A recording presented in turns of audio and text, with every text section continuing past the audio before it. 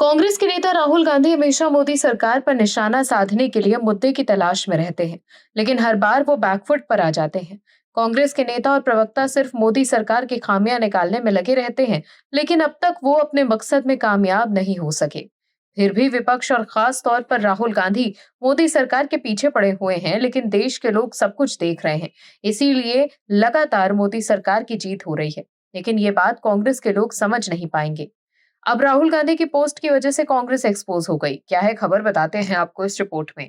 दर्शकों, राहुल गांधी को अपने देश की सरकार या अपने देश के प्रधानमंत्री पर भरोसा नहीं, उन्हें सिर्फ विदेशी लोगों पर ही भरोसा है। तभी तो विदेश जाकर राहुल गांधी भारत की बुराई उजागर करते हैं और कहते हैं कि भारत में लोकतंत्र खतरे में है। वहीं अब राहुल गांधी ने अमेरिकी राष्ट्रपति डोनाल्ड ट्रंप के इस दावे को लेकर प्रधानमंत्री नरेंद्र मोदी की आलोचना की कि वॉशिंगटन को आशीर्वाद दिया गया और भारत रूस से तेल खरीदना बंद कर देगा। राहुल गांधी ने कहा कि पीएम मोदी ट्रंप से डरे हुए हैं।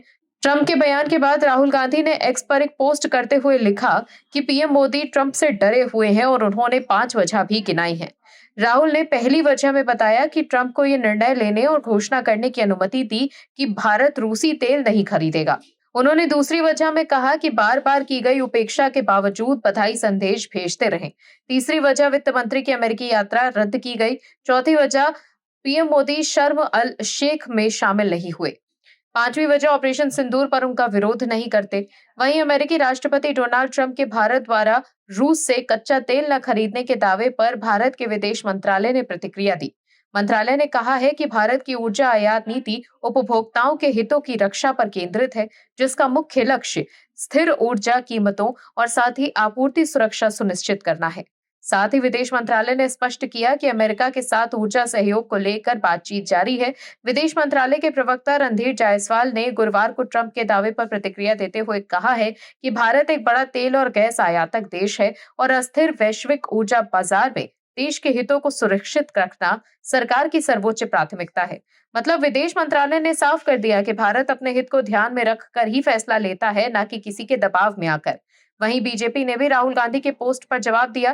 बीजेपी आईटी सेल के प्रमुख अमित मालवीय ने एक्स पर लिखा कि अगर प्रधानमंत्री नरेंद्र मोदी डोनाल्ड ट्रंप से डरते तो ट्रंप उनका ध्यान खींचने के लिए हर कुछ दिनों में सार्वजनिक रूप से मोदी एक महान व्यक्ति है न कहते। लेकिन आइए इस बात को एक तरफ रखें और याद करें कि कांग्रेस ने प्रधानमंत्रियों ने असल में क्या किया। नंबर 1, जवाहरलाल नेहरू। तिब्बत को भारत की मान्यता त्याग दी, चीन को दूर रखने वाले सुरक्षा कवच को मिटा दिया और चीनियों को सीधे हमारे दरवाजे तक लाकर खड़ा कर दिया। अब उन्होंने 1962 में हमला किया तो नेहरू ने विनम्रता पूर्वक जमीन और अपनी गरिमा दोनों ही सौंप दी। इंदिरा गांधी। सन 1983 में इजरायल ने पाकिस्तान के नवोदित परमाणु प्रतिष्ठानों पर एक संयुक्त पूर्व आक्रमण का प्रस्ताव रखा था। भारतीय सशस्त्र बल पूरी तरह से तैयार भी था, लेकिन आखिरी समय में इंदिरा गांधी पीछे हट गई। किसके दबाव में? कुछ ही वर्षों में पाकिस्तान के पास बम आ गया और तब से उसने परमाणु ब्लैकमेल के तहत सीमा पार आतंकवाद के जरिए भारत को लहूलुहान कर दिया। नंबर 3, राजीव गांधी।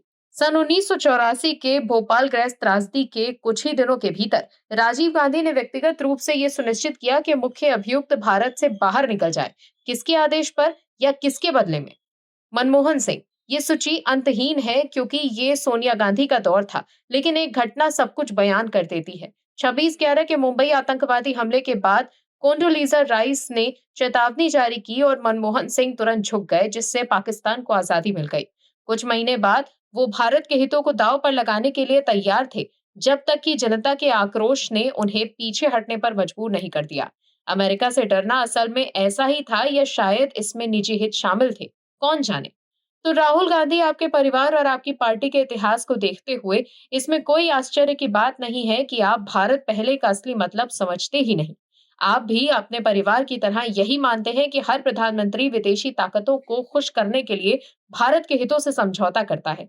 लेकिन जागो, ये मोदी का भारत है, राजीव का नहीं, जहां भारत के हितों की कभी भी सौदेबाजी नहीं होती।